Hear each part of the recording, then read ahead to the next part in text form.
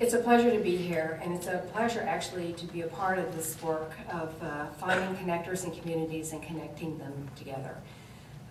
As Lyle said, I've been doing this work for about, well, he was actually quite nice. He said 20 years, but it's been longer than that, hence the hair color. But I've done most of the development work in for-profit firms, governments, and education, and that's where I spend most of my business days. But the pro bono work I do is helping communities be better and more effective and efficient, because there's such a great value that comes from that. In every community there are these people that work so hard for the greater good. They're so busy working for the greater good on some project that's going to help other people. And they're so focused on that and on using up all their time for that, having the passion about that, trying to find limited resources to support it, that they really don't have time to get connected to anybody else except for those people that can directly help them. But what we find is that if we bring all of these very special people in a room together, that many times the resources that they thought were scarce that they were looking for are actually in the room, contained in the people that are there who they didn't know. And what it can do is produce a lift effect or a civic engagement effect where people who at one time might have been cynical and pulled away from community initiatives become re-energized and care about their community. And really that is what the grassroots approach is. That's really what the founding fathers believed in when this country was first established, and it's very meaningful actually when you see what happens with these folks. So let me go on and show you a couple of slides about this.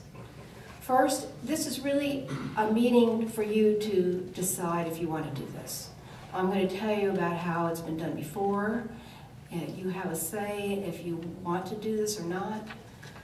I'm donating my time to this, so believe me, it's really up to you. If you think that you can run a project like this and help develop it so that you can make your communities more effective. And we just tentatively call this, a Bluegrass Community Connector Project. And really it's to look at the communities in central Kentucky, in the Bluegrass area, and build a network of trust, greater trust than is already there. Every community has people that are connected through trust. But we want to be able to accelerate the pace at which things get done. This we know can happen when we bring these connectors together. It's been proven over and over again. So what I thought I would do is just share with you what Malcolm Gladwell said about connectors. I'm an accidental connector, honestly, because he knew about my work when he was writing his books. And then he wrote a special feature on my work as well, and I'm honored that he did. But really what I'm trying to do is find out who these people are. And the way he describes it is that these connectors are people who get things done through others. And they serve as sort of pockets of trust. And we've got those pockets of trust in this room, of that I'm sure. These people are far more important than we would have ever imagined. And that's what he writes about in The Tipping Point and also in his third book, Outliers. The people who knew everyone in some oblique way that they may actually run the world. We have our elected officials and we have our leaders in the community. They also contribute to getting the work done. But these invisible connectors are also an important component. They're very down to earth. They work day to day.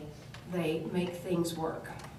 And because of that, because they're down to earth, many times they're under the radar. They're what I call the unusual suspects. They're not recognized, generally unsung heroes that we'd like to shine a light on and recognize.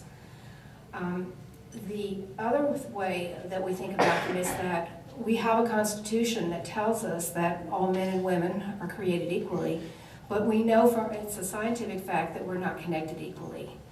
And there's no amount of effort that will ever get us connected equally, so we just have to get over that and live with it.